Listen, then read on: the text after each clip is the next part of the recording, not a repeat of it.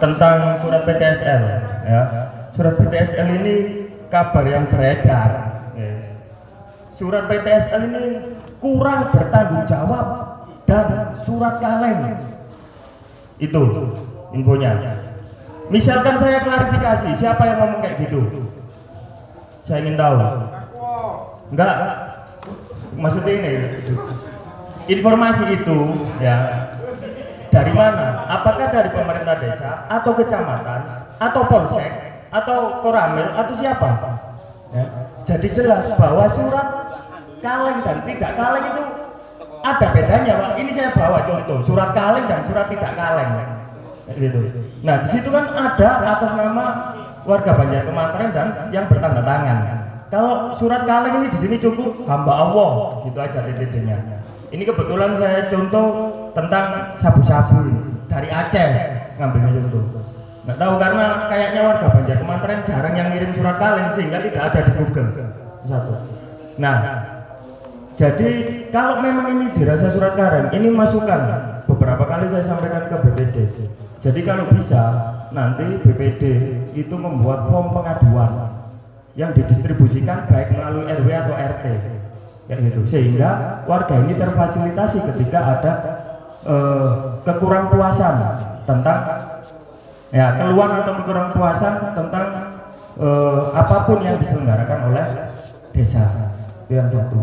Nah, yang selanjutnya ya bahwa ada kesimpang siuran tentang informasi PTSL. Ini kita bertanya, nanti silakan siapa yang menjawab, karena ada warga yang baru tahu kalau ada PTSL. Iya, Pak Budi. Nah, itu nggak tahu saya mekanismenya bagaimana di informasi. Jadi satu ya, kita ini warga ingin mengajak dialog, bukan membatalkan. Itu yang harus digarisbawahi. Kita ingin mengajak dialog, bukan membatalkan, dan jangan sampai ada isu bahwa ada pergerakan pembatalan PTSL. Ini yang salah kaprah di masyarakat. Ya, itu.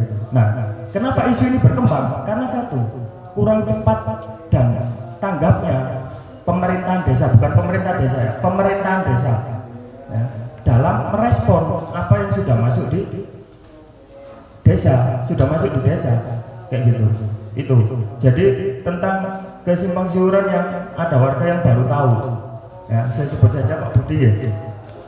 Terus saya baru tahu. Mungkin sambil dilis ya. Itu dilis kan buatan pertanyaan kita. Jadi nanti biar dijelaskan satu persatu oleh yang mempunyai kewenangan. Jadi tenang mawon. Warga Banjar Kemantren nggak ada yang menginginkan pembatalan PTSL. Saya ulangi berkali-kali, Pak, tidak ada gerakan pembatalan PTSL. Nggih Pak. Loh, niku lho wis krung kabeh ya. Engko ngene dikira provokasi. Wis tak buka ya. Kayak gitu. Kita inginnya dialog. Kalau kita nggak kepingin dialog, lo banyak cara menempuh kayak gitu. Kayak itu tadi tiba-tiba kejaksaan datang ke sini lapor urusannya dalam. Kita pun juga bisa tiba-tiba ke kejaksaan lapor, tapi kita nggak melakukan. Nggak lapor melakukan, mungkin aja hidup orang banyak. Ayo ngomong sesuai dengan kata pimpinan rapat, kekeluargaan. Ya ini kekeluargaan, maka keberagaman dan perbedaan tadi yang ada. Tolong argumen ini jangan ditanggapi oleh sentimen. Kalau argumen ini ditanggapi oleh sentimen, maka tidak akan jalan permasalahan yang terjadi di Desa Banjar Kemantren yang kita cintai. Ini saya sebagai pembuka awal, monggo nanti warga yang lain yang ingin menyampaikan sesuatu. Jadi budaya ini sangat baik, ya. Mboten rasan-rasan teng warung, mboten rasan-rasan nak gubuk, mboten rasan-rasan nak dalan. Jadi diomongno langsung ketemu, enak. Ya, pun mboten usah wedi, mboten wonten salah teng mriki. Dalam artian keliru ngomong di penjara mboten, wong niki dialog kok. Monggo, terima kasih, itu saja dari saya. Wassalamualaikum warahmatullahi wabarakatuh. Bahasanya cari itu menghambat perjalanannya PTSL. Sekarang saya jawab dan saya klarifikasi. Sampai nojo izin, aku sudah ada dewe. Ya. Kenapa saya tidak mau tanda tangan? Ya, mungkin masyarakat bisa mendengar. Kenapa saya tidak mau tanda tangan? Saya mulai dari awal. Pertama saya ceritakan ini. kronologisnya. BPN datang, yang hadir dari BPN, Ketua BPD, Sekretaris Desa, Kepala Desa. Ini yang pertama ini sepakat, bukan tidak sepakat untuk diadakan PTSL. Berarti saya ikut sepakat untuk diadakan PTSL. Kalau saya memang ini tidak sepakat dengan adanya PTSL, saya dari awal ngomong saya tidak sepakat dengan adanya PTSL. Monggo didengar oleh panitia lain, monggo. Saya siap. Nah, kenapa saya tidak mau tanda tangan? Saya mulai dari awal itu kan program mungkin dari BPN. Terus kedua ada pelaksanaan. Yang terakhir ada evaluasi.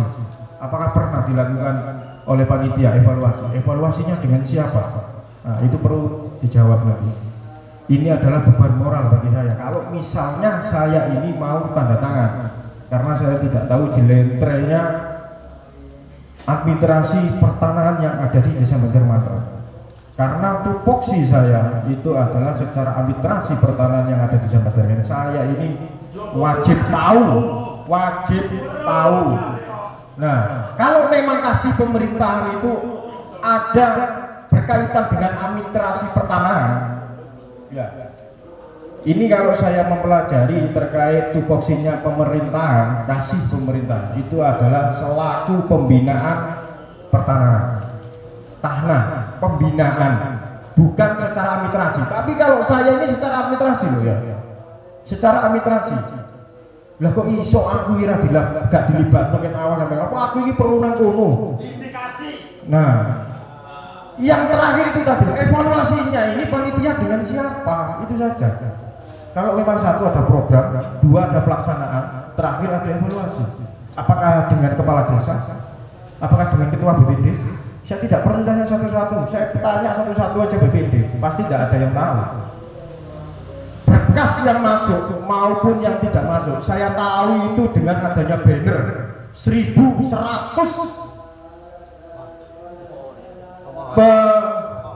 pemohon PTSL siap melibas. Kata-kata melibas ini siapa yang membuat? Monggo kalau boleh, monggo di depan sini. Baik, ini sudah saya katakan ini bahwa ini adalah suatu ancaman. Nah, siapa yang menghambat PTSL? Ini saya. Mungkin itu saja yang saya sampaikan, nanti ada tambahan lagi. Sekian dari saya. Wassalamualaikum warahmatullahi wabarakatuh. Bismillahirrahmanirrahim. Alhamdulillahirrahmanirrahim. Saya tidak berbicara banyak, langsung aja to the point. Perkenalkan, nama saya Khairul Azim. Catat ya. Jadi di sini saya berbicara masalah aturan. Di dalam rumah tangga pun kita memakai aturan. Apalagi kita hidup bermasyarakat. Kan begitu ya? Kalau tidak pakai aturan, yo apa namanya? Ya tahu sendirilah. Masa hukum rimba yang dipakai. Jadi di sini dasar saya berbicara masalah Perbup nomor 83 tahun 2017. Di sini saya bacakan cuma satu aja, nggak usah banyak-banyak.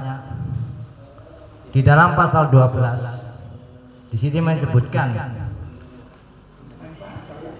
dalam hal penggunaan biaya persiapan sebagaimana diatur dalam pasal 10. Mungkin dibaca sendirilah. Perwakilan peserta PTSL di sini bisa dinamakan mungkin panitia sebagai perwakilan. Mungkin nama lain panitia. Mengadakan musyawarah internal dengan peserta PTSL. Tolong dicatat, peserta PTSL yang dikatakan tadi 1.100 peserta PTSL.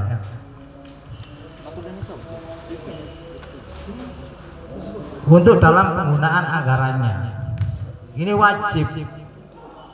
Ini aturan yang kita pakai.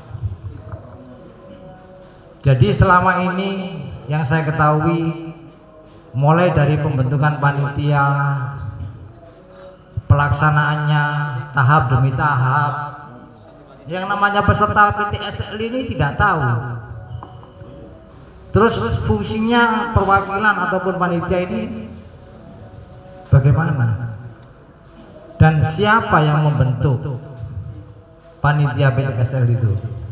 Padahal dalam pembentukan perwakilan atau panitia itu seharusnya peserta PTSL diikutkan dalam musyawarah untuk menentukan perwakilan. Nah, yang jadi pertanyaan saya di sini cuma satu. Acuannya apa sebenarnya sih panitia PTSL sebagai acuan untuk menjalankan tugas? Kalau saya lihat sebagai perwakilan ini, kewenangan tidak tertulis di sini. Hanya tugas dan fungsi perlu dicatat. Tidak ada yang namanya kewenangan. Dan jelas saya lihat di dalam Perbup nomor 83 tahun 2017 tidak menyinggung sedikit pun kewenangan kepala desa mengatur ini. Ini hak secara utuh peserta PTSL. Sedangkan peserta PTSL selama ini dibutakan oleh aturan dan oleh tata cara pelaksanaannya. Untuk sementara itu mungkin biar mengalir aja. Yang mau dijawab pertanyaan yang paling penting buat saya, acuannya apa panitia PTSL? Itu aja dulu, nanti biar mengalir. Assalamualaikum warahmatullahi wabarakatuh.